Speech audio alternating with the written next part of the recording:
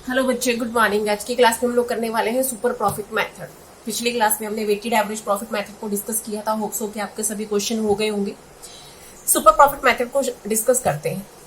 देखो बच्चे, super profit method के अकॉर्डिंग हमें गुडविल को कैसे कैलकुलेट करना है, ये समझने से पहले हमें सुपर प्रॉफिट क्लियर होना चाहिए कि सुपर प्रॉफिट क्या होता है। आप लोगों ने बचपन के अंदर सीरियल देखे होंगे सुपरमैन के, या कोई मूवी देखी होगी, हॉलीवुड मूवी। सुपरमैन क्या होता है? The man having the power more than a normal person, normal human being, है ना। वो इंसान जिसके पास एक नॉर्मल इंसान से ज्यादा पावर होती है। वो उड़ सकता है, लंबी लंबी बड़ी बड़ी छलांगे लगा सकता है, वो शक्तियां भी छोड़ता है ना। तो लाइक सुपर प्रॉफिट क्या होता है? ऐसा प्रॉफिट जो नॉर्मल से ज्यादा है। बस अपना तो कॉन्सेप्ट ही क्लियर हो गया। सुपर प्रॉफिट मेथड के अंदर हमें गुडविल को कैलकुलेट करने के लिए किसी भी बिजनेस की प्रॉफिटेबिलिटी को देखना पड़ेगा कि क्या हमारा बिजनेस मार्केट में उतना ही कमा रहा है जितना बाकी फर्में कमा रही हैं। अगर उतना नहीं कमा रहा तो कितना ज्यादा कमा रहा है, कितना एक्सेस कमा रहा है, तो वो नॉर्मल प्रॉफिट। देखो बच्चे, हमारी फर्म मार्केट में जो कमा रही है और बाकी फर्में मार्केट में जो कमा रही हैं, हमारा प्रॉफिट अगर बाकी सभी फर्मों से ज्यादा है। किसी बिजनेस के अंदर 3 फर्में काम करती हैं, ए बी सी। ए भी उसी बिजनेस में डील करता है और इसका सालाना प्रॉफिट होता है 2 लाख रुपए का। बी भी डील करता है, इसका प्रॉफिट होता है 2.2 लाख का। सी भी सेम बिजनेस कर रहा है, उतने ही उसके अंदर कैपिटल इन्वेस्टेड है और उतना ही वैसा ही उसका स्ट्रक्चर है जैसा ए और बी का है, लेकिन इस साल के दौरान कमाता है 4 लाख रुपए का प्रॉफिट। तो सी के पास ऐसी क्या चीज है, ऐसा कौन सा जादू का चिराग है जिसकी वजह से ये बाकी फर्मों से ज्यादा कमा रहा है, और कितना ज्यादा कमा रहा है? देखो बच्चे, यहाँ पर 2 लाख, 2.2, कोई फर्म ऐसी भी होगी जिसका 2.1 लाख होगा, कोई ऐसी भी होगी जिसका 1.90 होगा। कोई ज्यादा डिफरेंस नहीं है। लेकिन सुपर प्रॉफिट क्या होता है? सुपर प्रॉफिट एक ऐसी फर्म जिसकी प्रॉफिटेबिलिटी बाकी फर्मों से ज्यादा होती है, यानी कि उसका जो प्रॉफिट है। और ऐसा किसकी वजह से होता है? कोई भी फर्म मार्केट में अगर कमा रही है तो उसके पीछे कारण एक ही होता है कि उस कंपनी के, उस बिजनेस के प्रोडक्ट को लेकर या उस बिजनेस की सर्विसेज को लेकर जो कस्टमर है वो ज्यादा कॉन्शियस है। उनको ऐसा लगता है कि कंपनी बहुत अच्छी सर्विसेज प्रोवाइड करती है, इसका प्रोडक्ट क्वालिटी वाइज अच्छा है, यानी कि उसकी मार्केट के अंदर एक बहुत अच्छी इमेज को कायम किया हुआ है, एक बहुत अच्छी गुडविल अपनी बनाई हुई है, और उसी गुडविल की वजह से ही वो फर्म या जो कंपनी है वो प्रॉफिट कमाती है।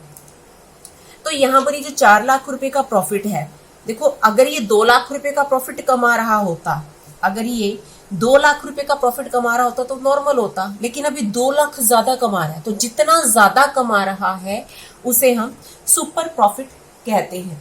तो यानी कि सुपर प्रॉफिट को अगर हम डिफाइन करें तो हम इसके में कह सकते हैं वो प्रॉफिट जो एक फर्म बाकी फर्मों के कंपैरिजन कंपैरेटिवली ज्यादा कमाती है। The excess profit earned by firm in comparison to the other firms. एक फर्म बाकी फर्मों की कंपैरिजन में जितना ज्यादा प्रॉफिट कमाती है उसको हम सुपर प्रॉफिट कहते हैं। तो यहाँ पर इस मेथड को डिस्कस करने के लिए हमें किन किन चीजों की जरूरत पड़ेगी, कौन कौन सी पॉइंट्स है जो हमें कैलकुलेट करने पड़ेंगे। देखो, सबसे पहले तो हमें अपना एवरेज प्रॉफिट पता होना चाहिए। Average profit super profit method के अंदर बच्चे कंफ्यूज होते हैं कि मैम कौन सा एवरेज प्रॉफिट है, कौन सा नॉर्मल प्रॉफिट है। तो इसमें यहाँ पर बच्चे, एक फर्म अगर खुद की प्रॉफिटेबिलिटी की बात करती है तो उसके लिए average profit, actual average profit, adjusted profit, इन शब्दों का इस्तेमाल किया जा सकता है। Average profit, adjusted profit, actual average profit या एक्चुअल प्रॉफिट्स। ठीक है, तो यानी कि एवरेज प्रॉफिट एक फर्म जो खुद कमा रही है। यहाँ पर अगर सी फर्म की बात करते हैं तो सी का एवरेज प्रॉफिट हम 4 लाख या एक्चुअल प्रॉफिट 4 लाख ले सकते हैं। दूसरा हमें पता होना चाहिए नॉर्मल प्रॉफिट। नॉर्मल प्रॉफिट क्या होते हैं? वो प्रॉफिट जो मार्केट में बाकी फर्में कमा रही हैं। अगर सी अपना सुपर प्रॉफिट कैलकुलेट करना चाहती है तो ये नॉर्मल प्रॉफिट देखेगी कि ए और बी मार्केट में कितना कमा रही हैं, यानी कि नॉर्मल प्रॉफिट वो प्रॉफिट जो सेम कैटेगरी में बिजनेस करते हुए बाकी फर्में कमाती हैं। अगर ये दोनों अपने पास हैं तो हम सुपर प्रॉफिट कैलकुलेट कर सकते हैं। सुपर प्रॉफिट निकालने का फॉर्मूला होगा एवरेज प्रॉफिट। एवरेज प्रॉफिट यानी कि जो हमारी फर्म कमा रही है माइनस नॉर्मल प्रॉफिट जो बाकी फर्में कमा रही है। एवरेज प्रॉफिट को एपी और नॉर्मल प्रॉफिट को एनपी से डिनोट किया जा सकता है और सुपर प्रॉफिट के लिए एसपी वर्ड का इस्तेमाल किया जा सकता है। तो यानी कि super profit average profit minus normal profit. और गुडविल की कैलकुलेशन हम कैसे करेंगे? गुडविल की कैलकुलेशन हम इस सुपर प्रॉफिट के बेसिस पर लगाएंगे। Super profit multiply by number of years purchased, जो अब तक हम एवरेज प्रॉफिट को मल्टीप्लाई करते वक्त यूज करते आए हैं। तो चलो एक क्वेश्चन देख लेते हैं। क्वेश्चन नंबर 9 देखिए, इलस्ट्रेशन नंबर 9 आपकी बुक के अंदर दिया हुआ है। A firm earned net profit during the last 7 years as follow. पिछले 7 सालों के प्रॉफिट दिए हुए हैं। 7 सालों के प्रॉफिट कौन कौन से हैं देखिए। 2009 इलस्ट्रेशन नंबर है ये, एग्जांपल नंबर 9। 2009 का प्रॉफिट दिया हुआ है 20,000। 10 का है 70,000। लॉस दिया हुआ है ये हमें 11 का। 40,000 का लॉस। 12 का प्रॉफिट है 2,50,000। 13 का है 2,70,000। 14 का है 3 लाख और 2015 का हमें दिया हुआ है 3,20,000। इसके बाद क्या कहते हैं? Capital invested in the firm is 12 lakh. इस फर्म ने बिजनेस में पैसा इन्वेस्ट किया हुआ है 12 लाख। ठीक है। और क्या कहते हैं? Normal rate of return in the similar type of business is 10%। कहते हैं कि इतना कैसा इन्वेस्ट करने के बाद जो नॉर्मल प्रॉफिट है वो 10% कमाया जा सकता है। यानी कि इतने पैसे पे 10% का हम लेके चल सकते हैं कि फर्म 10% प्रॉफिट कमाएगी। Calculate the value of goodwill on the basis of 2.5 years purchase of average super profit earned during the above mentioned 7 years। तो यहाँ पर बच्चे देखो, हमें एवरेज प्रॉफिट निकालना है। एवरेज प्रॉफिट किसका निकालेंगे हम? हमें किस किस चीज की जरूरत है? एवरेज प्रॉफिट की। एवरेज प्रॉफिट निकालने के लिए इन 7 years के जो प्रॉफिट है इसको ऐड कर दिया जाएगा और इसको डिवाइड कर दिया जाएगा 7 से। तो 7 से डिवाइड करने के बाद अपने पास एक्चुअल प्रॉफिट यानी कि एवरेज प्रॉफिट आ गया 1,50,000। नॉर्मल प्रॉफिट दूसरे नंबर पर हमें चाहिए। नॉर्मल प्रॉफिट, नॉर्मल प्रॉफिट हम कैसे निकालेंगे? क्वेश्चन के अंदर हमें कैपिटल इन्वेस्टेड दी हुई है और कहते हैं कि इस तरह के बिजनेस के अंदर 10% के हिसाब से प्रॉफिट कमाया जा सकता है। यानी कि बाकी फर्में इतना कमा रही होंगी 1,20,000। हम कमा रहे हैं 1,50,000, बाकी फर्में कमा रही हैं 1,20,000। तो यानी कि हम ज्यादा कमा रहे हैं। तो कितना ज्यादा कमा रहे हैं? सुपर प्रॉफिट फॉर्मूला क्या कहता है? Average profit minus normal profit. 1,50,000 minus 1,20,000, तो यानी कि 30,000 रुपए का प्रॉफिट हम फालतू कमा रहे हैं। गुडविल कैलकुलेट करने के लिए हम लोग क्या करेंगे? सुपर प्रॉफिट यानी कि 30,000 multiply by number of years purchased. तो यहां पर अपने पास गुडविल की कैलकुलेशन आ गई 75,000 की। एक क्वेश्चन और देखते हैं। क्वेश्चन नंबर, इलस्ट्रेशन नंबर देखें 12।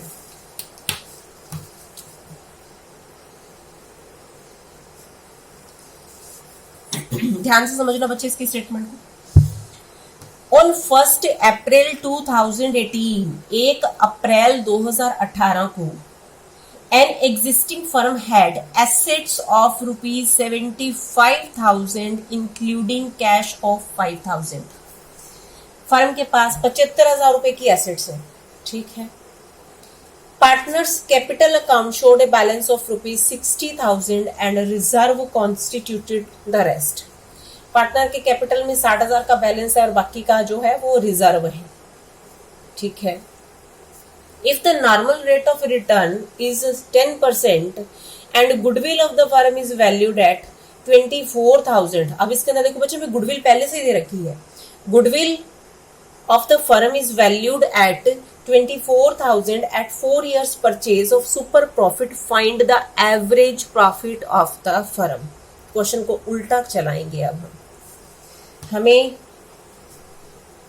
देखो एवरेज प्रॉफिट हमें कैलकुलेट करना है, एवरेज प्रॉफिट कैलकुलेट करना है, लेकिन हमें गुडविल दे रखी है।